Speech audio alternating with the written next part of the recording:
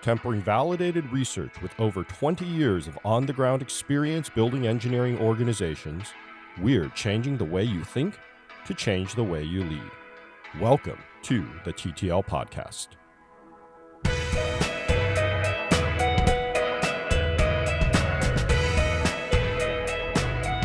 We're here for another episode of the TTL Podcast, and today Mon-Chaio and I are going to continue on what we started last week, the epic research into remote working. Last time we talked about various stories that we've had, various stories we found about remote working, and we extracted from that various themes. And the themes that we were finding, we found that there's a theme of mental health. We saw themes about performance and how does it impact performance for individuals, for teams, for leading and managing, synchronous and asynchronous work and communication, and group get-togethers and cohesion. How do you maintain that group cohesion? So those are the themes that we found, and we both went off and we did our normal various searches all over the place, trying to track down articles talking about these issues. And there's one article in particular that Mon-Chaio found that I think we're going to use as our jumping off point. This article looks like it was published in Nature, and it's called Virtual Communication Curbs Creative Idea Generation. It's by Melanie S. Brooks and Jonathan Levav, and it was published in 2022. And as the title of the paper says, they were trying to investigate, is there a difference between creative idea generation between in-person settings and virtual settings? There have been research that shows that there is, and so what the authors of this paper wanted to do is posit a possible mechanism for why that might be the case. So I'm not going to talk about all of the mechanisms of the studies because we've tried that before in earlier episodes of our podcast, and listeners gave us the feedback that they don't really like us reading the paper and talking about the specifics and diving into the details. We will link the paper. You can read it, and if your conclusions are different than ours, we would love to have a discussion. But at a high level, what they did is they sat people down in both virtual settings as well as in-person settings and had them generate creative ideas. And after the creative idea generation, they then had them pick from those creative ideas to pick the best idea. They did this both in a laboratory setting as well as in a real-world setting. They recruited companies to help them with this and employees at the companies to help judge the ideas, creativity, and whatnot. And what they found is that they were able to reproduce prior research that said creative idea generation was much better in person. And they were able to validate their hypothesis about the reason why. So the reason why is they say when you are virtual, your visual field narrows to concentrate only on the person on the screen. And previous research has demonstrated, both empirically and neurologically, that when you limit your visual field, your cognitive focus also narrows. And so therefore you generate fewer creative ideas.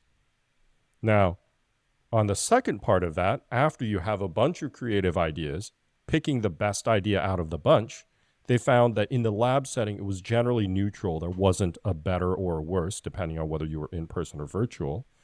And when they went out in the field, they found a small positive for virtual communication in idea picking.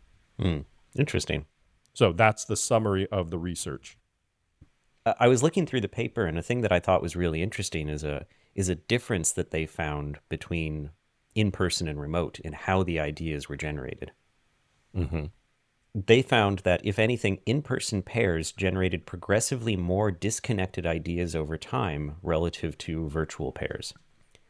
These results are consistent with our proposed process that virtual communication constrains thinking relative to in-person pairs. They're finding that the in-person pairs diverged more, which I actually find kind of surprising because we also have this whole thing of groupthink. That sometimes when people get together, like I know sometimes if I'm the lead of a team or the manager, I'll try to not speak first so that I don't anchor people and cause them all to go down that same path. maybe it's even more powerful if I'm working remote. Yeah. The way that I interpret it is there's two forces at work here. I think there's the corpus or universe of ideas that are generated in your mind, and then there are the set of ideas that get presented. And I think groupthink affects the latter one. So the way that I would read into this is to say, when you're in person, you generate more ideas, but oftentimes you will filter those away because of groupthink.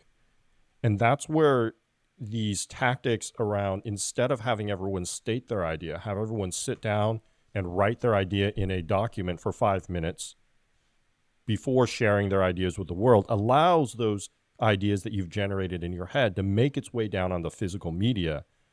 Therefore, it's less easy for you to discard it away when somebody says something. You're like, oh yeah, I like that idea. I don't want to say these. They're already at least on paper or maybe on a Post-it that you were going to post. Yeah, it's there already. You're not going to back off of it. Well, hopefully you're not going to. Right. I mean, you can, but at least it's there reminding you, and you see that that's something. And maybe if it's public, in a public doc, other people also see it as well. Another thing that they mentioned, and this shows up in other research that I'll talk about as well, is that virtual pairs have difficulty in determining who should speak next. So what are you talking about, Mon-Chaio? Dang it. Which is probably why, because we're a virtual podcast, we end up going on these long tangents and soliloquies. But virtual pairs, they have a difficult time figuring out how to switch this turn-taking aspect, which is so important to drawing, well, not just creative idea generation, but also in terms of building trust, I think is also really important. It's also a important thing for diversity and inclusiveness.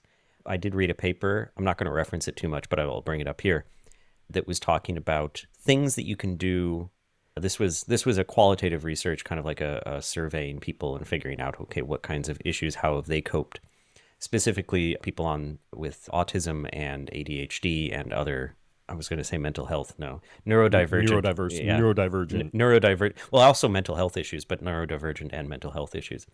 And one of the things that they said was, first, it was different for everyone, and it was conflicting in some cases, what each person was asking for. But one of the things was the turn taking, that coming up with a mechanism for turn taking. And I've seen teams do this where they use on Zoom, you've got the little raise hand. I think Google Meet has it now as well. I'm sure Teams does.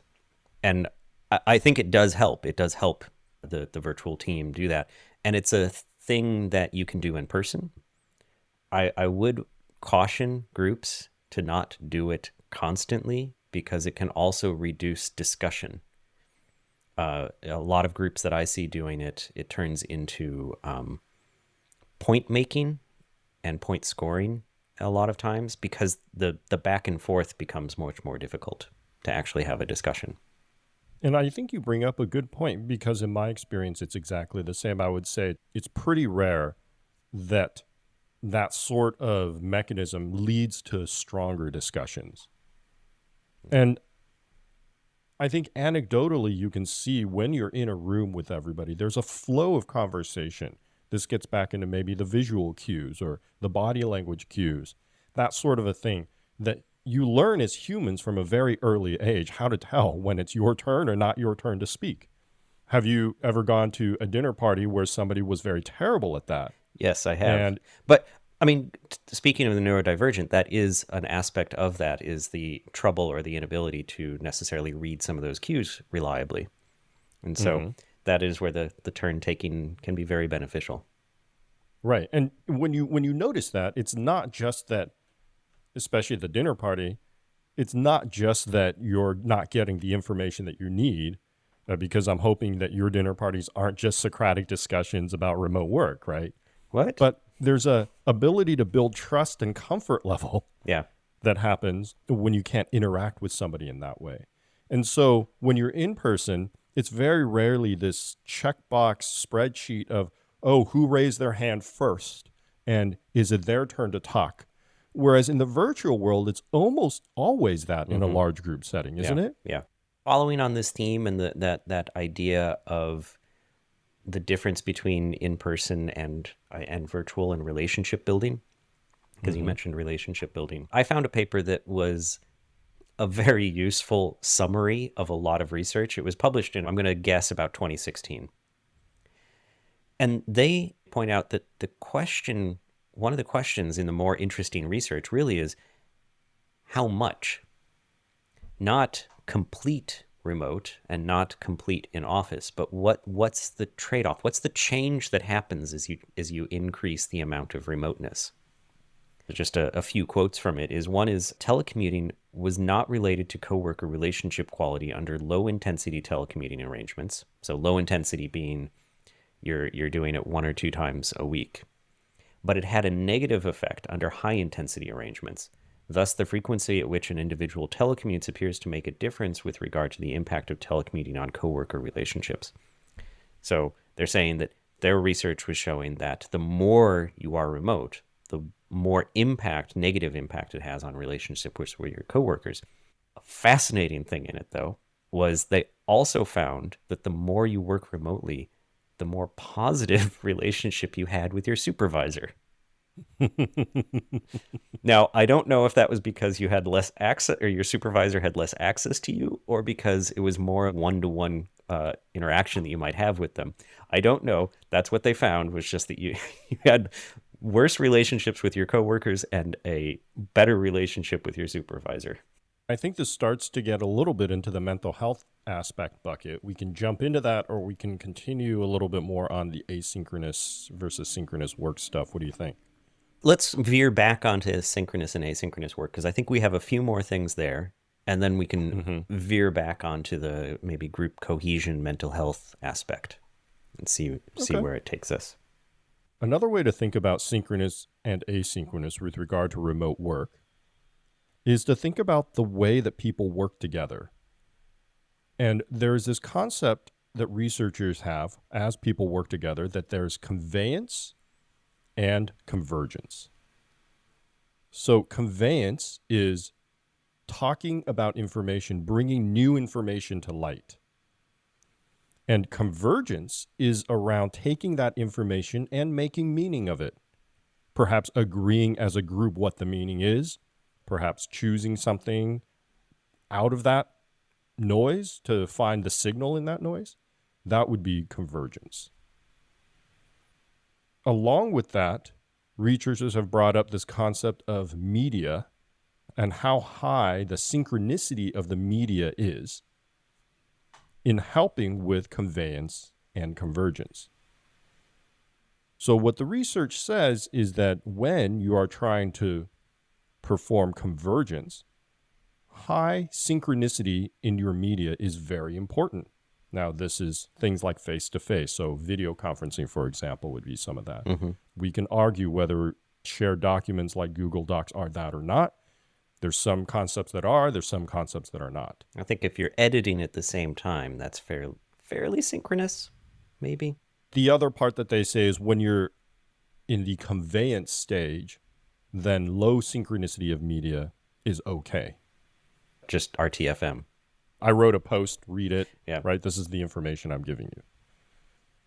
I want to read a quote from the paper.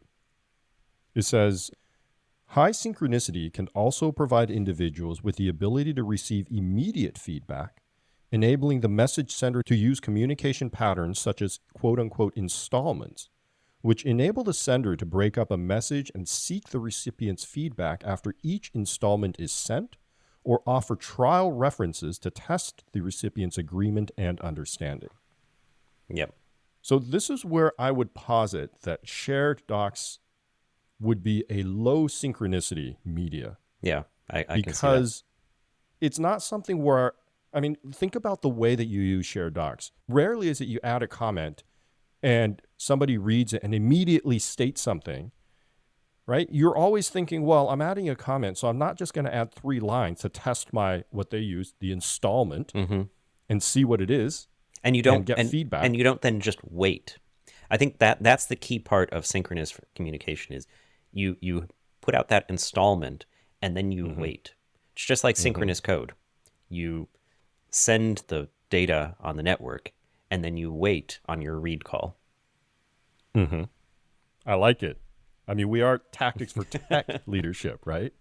You're absolutely right, Andy. That waiting is the thing. You don't move on to something else. You're waiting.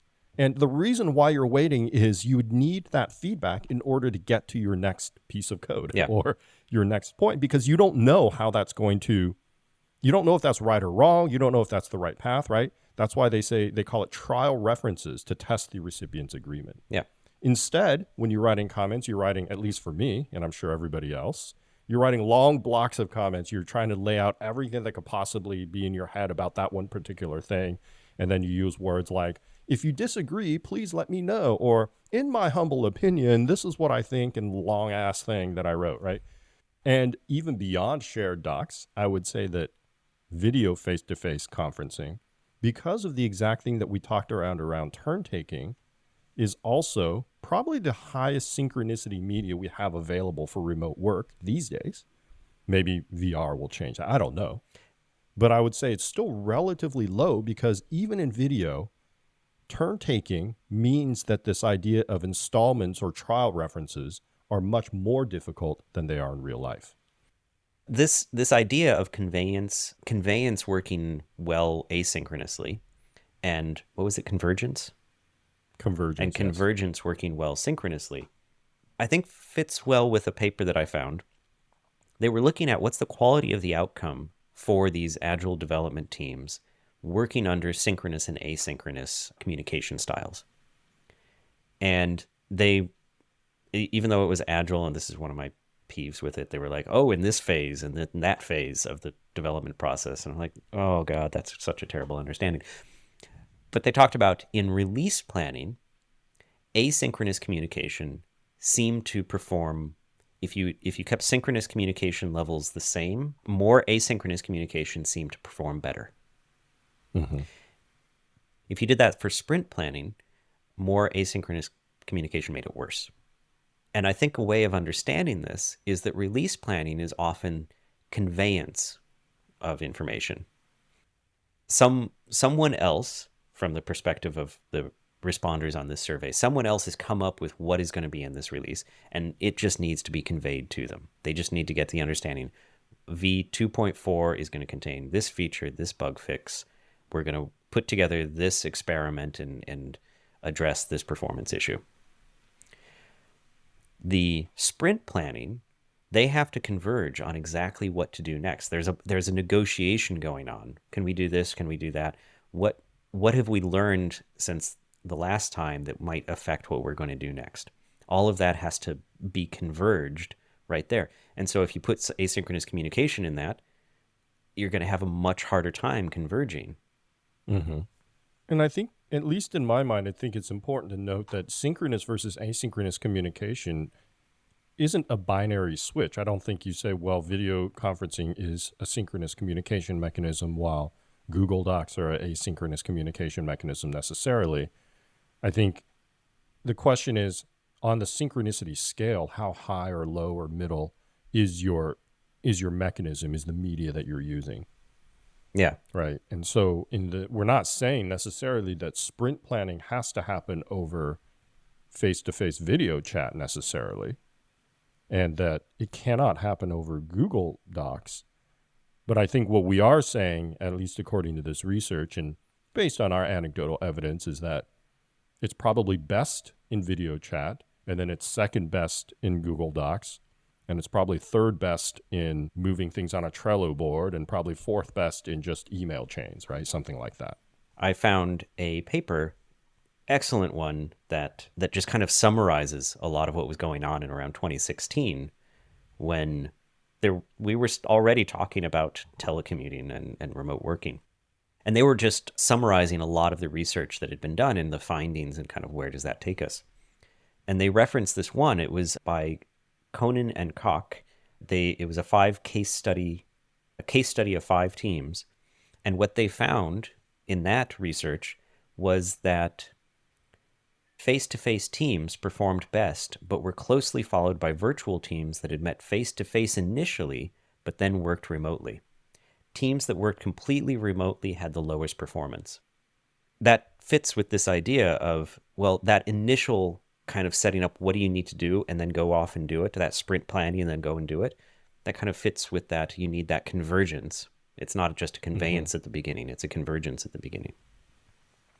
And even goes back to the previous paper that we were talking about, where possibly there's a lot of creativity at the beginning that is very much enhanced, or creative idea generation at the beginning, which is very much enhanced by meeting in person first. Yeah. This whole thing about the release planning being fine as conveyance, I would expect that there is a group that has had to do the convergence of all of that information to get it to converge to the point where now they can convey it. So it's not like the product managers who are coming up with maybe what's in the release are sitting there and doing all of that asynchronously because, hey, that's all just conveyance. No, it's not. The output from that can probably be conveyance. But they're going to need to converge to get to that point of what really should be in this release. What do our customers want? I think we could also talk about synchronicity with regard to mental health in some ways. We talked about how it's better to build trust with your coworkers through face-to-face. Let's call that high synchronicity. There were studies done in education that showed that high synchronicity led to high belonging and outcomes of collaboration. So let me read a quick quote from this paper. It said, as expected, students communicating asynchronously had higher individualistic perceptions. This finding supports prior research that asynchronous communication interferes with the relationship between cooperative goals and cooperation. We also know that cooperation is driven by, at least in part, an individual's need to belong, and therefore, of course, having higher belonging tamps down sort of the competition and the individualism parts. And so high synchronicity promotes that. There was another study that showed that students who mostly experienced synchronous teaching versus asynchronous actually reported a greater interest in the course material versus students in the other setting. The paper says that context-related exchanges with others supports the evolvement of interest in a certain topic, which is something we talk a lot about around serendipitous interactions with coworkers. That when you have that interaction, all of a sudden you're interested in, oh, actually, what is it that you were doing? Right? Interest doesn't just manifest from yourself. It manifests through interactions with others. Right. And that connects as well to another report that I found about the impact of interdependence of the work on the effectiveness of synchronous or remote working, which I think in this case, remote working is almost a synonym for asynchronous working.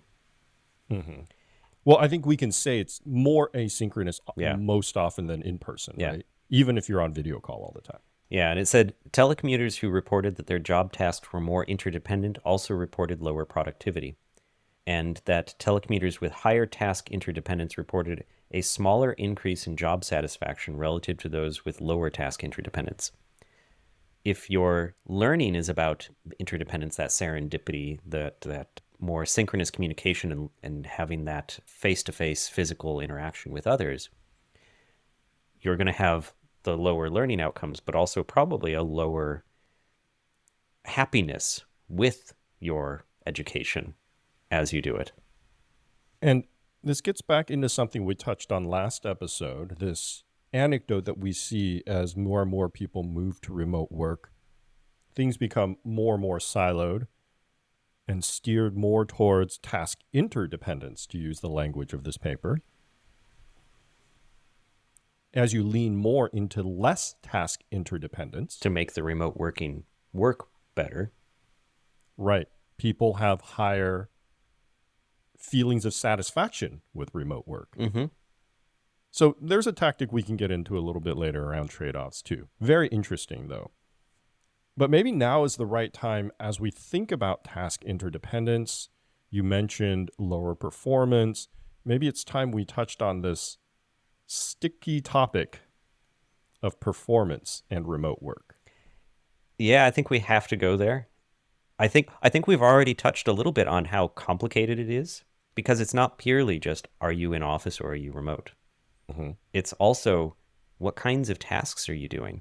Interdependence or task independence If it's interdependent tasks, your performance goes down, your job satisfaction goes down. If it's independent tasks, your performance goes up and your satisfaction goes up. This is not only a very sticky topic, but also a very tricky topic. I did a bunch of searching for research around job performance. And here's what it came down to for me. Most of the research involved self-reported satisfaction and self-reported measures of productivity. Now, that's not always problematic, self-reporting. If we're talking, for example, about, are you lonely? Do you feel lonely? You kind of need a self-report for that. Right. I feel like self-reporting is probably the best way to handle that, right? But I don't think it's really the best for when you think about productivity. And I'll give you one point as to why. There is a study that found that there is an inverse relationship between your perception of remote work and your performance in remote work. So the people that had higher perceptions of remote work, they thought remote work was great, had lower actual performance, and people who thought remote work was terrible and a bad idea actually had better remote work performance than on-site performance. Now, they don't really have a reason why. They don't have a mechanism. They posit a number of different mechanisms, all of which are reasonable. They say things around, well, it was the beginning of the pandemic and maybe there was this expectations around remote work were different and hadn't been codified yet or whatnot. But I think that already starts to show the problematic aspect of relying on personal anecdotes or self-reported surveys as a measure of productivity. Mm-hmm. Now, if you take out those self-reported surveys, there's very, very little research around non-self-reported surveys. But there are some. One of the ones that's widely cited is this paper titled, Does Working from Home Work? Evidence from a Chinese Experiment. It was published in March of 2013, so before the pandemic, and it was an experiment about work from home at C-Trip, which is a Chinese travel agency with call centers in Shanghai. And the findings were that home working led to a 13% performance increase, about of which 9% was working more minutes per shift. Hooray! Fewer breaks and sick days. And 4% was from more calls per minute, which was attributed to a quieter working environment. They also reported improved work satisfaction, less turnover. And in fact, it was so successful that this company ended up rolling out the option for work from home to the whole firm after the experiment. So to back up your assessment, Mon-Chaio, on that, so that kind of like overview paper that I've been using a lot, they have a paragraph, and I'll just read you the paragraph. To our knowledge, only 2 studies, both unpublished, have adopted a true experimental methodology in a field setting, only one of which manipulated actual telecommuting use. In a sample of Chinese call center employees by Bloom, Liang, and Roberts and Ying, found that those randomly assigned to telecommute were more productive based on objective data, more satisfied, and less likely to leave their organization than those working under standard arrangements. However, when productivity was held constant, they were less likely to be promoted. This may speak to the implicit biases toward remote workers. And then Hunton experimentally manipulated the availability of various types of telecommuting work arrangements for medical coders.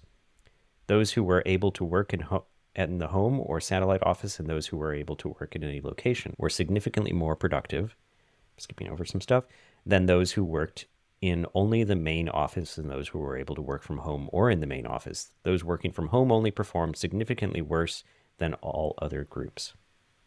So, they know of 2 studies.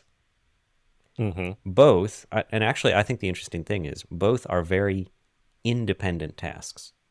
A call center is handling a call, giving it back, and medical coders are reading transcripts or medical records and putting codes in. Exactly. I did find one other paper It's called Coworkers Working from Home and Individual and Team Performance. And what they did is they used data from 9 European countries, 259 establishments, 869 teams, and 11,000 employees to try and show the impact of working from home. Now, they also didn't have specific objective measures. They were also survey-based. However, this is the only study I found where employee survey data was contrasted or supported with coworker survey data about that employee and manager survey data about that employee, which I think makes it much more relevant than simply saying, do I feel more productive working from home? This paper ends up being pretty damning on that front. It shows that when an employee works from home, their performance is negative compared to their coworkers that do not work from home. Wow. What? Yes. Did I say that right? I think so. Yeah. Their performance is worse. Okay. Yeah. They get worse when they start working from home. Right. And even more damning is the results indicated that even a small amount of working from home, less than 1 day a month, negatively affects employee performance. A higher number of hours from working from home causes further negative effects. And then there's a plateau up to 2 days a week, and that seems to plateau out over there. So basically, if you're willing to take that hit up to 2 days a week, just go all out. That's right. Just go all out and go for it. I think what we're getting, Mon-Chaio, is that there's very little research to draw from that has a reliable setup.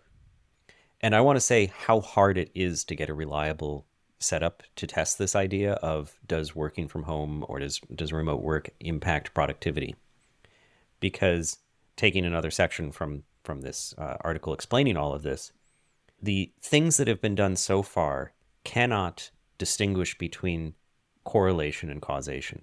They're non-causality testing studies. They point out, they say, it's conceivable that only the highest performing or most conscientious individuals are given the opportunity to telecommute because they are highly trusted. So in a lot of these studies, because there wasn't a random selection of who actually got to take part in telecommuting, they can't tell the difference between, are those people telecommuting because they were already highly trusted to be highly productive or not? They don't know. It says, in such cases, the higher productivity of telecommuters cannot be attributed to the arrangement itself. A similar argument could be made for high-performing firms. It may be that only those that are performing well can afford to take the, quote, risk of implementing telecommuting arrangements. The best ways to tease apart issues of causality is through random assignment of participants or similar organizations to either a telecommuting or a standard work arrangement. Now, I would have hoped that we would have found a bunch of studies from the pandemic on this, but I don't think either of us did. So maybe we should search some more for that. I agree. And this is another reason why I really like this study that I was quoting from, because they try to take it from 3 different points of view. And it's not just the employee working from home. The more an employee's coworkers work from home, the worse the performance of that on-site employee. Okay, I can see that. Because essentially that on-site employee is becoming remote. Exactly. And so there's all of this stuff around building relationships, the high or low synchronicity of communication. But the paper says holding all other factors constant, when 50% of the coworkers of an employee work from home at least 1 day a month, the individual's work performance decreases by 38% of the sample standard deviation compared to no coworkers working from home. That's a lot. So 1 day a month of work is 1 in 20 days. And if you have 4 coworkers, or say you have 5 coworkers. No, let's say you have 4 coworkers. It makes it a little bit easier on me. I'm assuming 4 weeks in the month. One of your coworkers is gone 1 day of every week. And that's for everyone, because one of your coworkers isn't there. Now, as a tactic, a way of dealing with that, as soon as one person is remote, everyone's remote. And then you Right. go that That's right. you just and fully embrace that asynchronous working. And I think that that is another thing to keep in mind on some of these studies as well, is we have no idea what kind of accommodations or changes to work patterns they put in place when they start working remotely, especially if we're thinking about our kind of work where there is a lot of interdependent tasks that we're working on. That's right. And if you don't put in things to help address that, it just will get worse. So, Yeah, that's right. And we've talked a lot about study challenges in studies around personal surveys, but I would say that what we're finding is that it is not clear at all that working from home increases productivity, right. and that there is reasonable evidence to suggest that perhaps it's neutral or worse. I think any claims to say, oh, it's absolutely worse or it's absolutely better, I don't think are supportable. Because Sure. that same paper that I was reading from, actually just going back up a few more paragraphs, they say firm level indicators of performance have received less empirical attention, but the evidence generally suggests positive benefits. So we've There you got go. one paper that's interpreting it as, it's hard to say, but maybe positive. Another way of viewing the papers and saying, it's hard to say, but maybe negative. I think that's probably a great place to land on this tricky issue of performance. And I think when we talk about trade-offs, we can talk about what we know about human psychology, what we know about synchronicity around communication, what we've already talked about, and project on how that might affect a remote team's performance one way or the other. But I think in terms of just the specific science around it, I do agree with your assessment that it's quite sparse and it's difficult to have a clear answer. Mm-hmm. But I think probably the best way to end this episode, we're not going to do tactics here, but it's probably just to give a quick overview on the research as we've seen it so far, what we talked about today. Yep. Does that make sense? Yeah. So I think I'll start the summary with saying we talked about a paper that shows that in a virtual setting, you're much less creative than you are in an in-person setting. But that once you have a corpus of ideas, picking the best idea is neutral to slightly positive in a virtual setting. And we've also got that in a telecommuting setting, if your tasks are interdependent tasks, you will have a harder time than when they are independent tasks, and you will report lower job satisfaction and productivity. We also talked about convergence and conveyance and the importance of high synchronicity media versus low synchronicity media to support whether you're doing convergence or whether you're doing conveyance. And we touched on the importance of synchronicity for things like increasing belonging and increasing interest in learning material. Yep. And we did actually touch a little bit on group cohesion in the kind of in passing discussion of coworker relationships decreasing in quality with telecommuting. Mm-hmm. Yep. And these strange, and there are a lot of caveats given in the actual paper, and the very strange thing about supervisor relationship seems to increase with telecommuting. Right. And lastly, we touched on performance. And we talked about 2 studies that showed an increase in work from home performance versus in-office performance with groups that did fairly independent tasks. And then we touched on a paper that took into account not only the personal surveys, but also coworker and manager surveys that posited that perhaps performance is worse when people start to work from home. Yep. Anything else we're missing here? The only thing, and it's something I didn't bring up when we were talking about that last one, I'll just add this in there. One thing tied to the possible lower performance when telecommuting lower individual performance. A lot of the quotes I was reading were about firm level performance, is what they call professional isolation. It says individuals who spent more time telecommuting exhibited lower job performance as a result of professional isolation than did those who spent little time telecommuting. Yeah, and I'm sad we didn't get to touch on that as much, but here we are. Yep.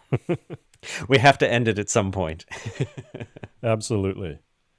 So I hope you enjoyed our discussion of many different research papers on telecommuting, on remote working, on synchronous and asynchronous communication. It was all over the place, but I did enjoy it. If you have any nits to pick with us on these topics, or where we are just outright wrong and misunderstanding or misreading or misquoting the research that we found, or if you have other research that you think is even better, we are all ears.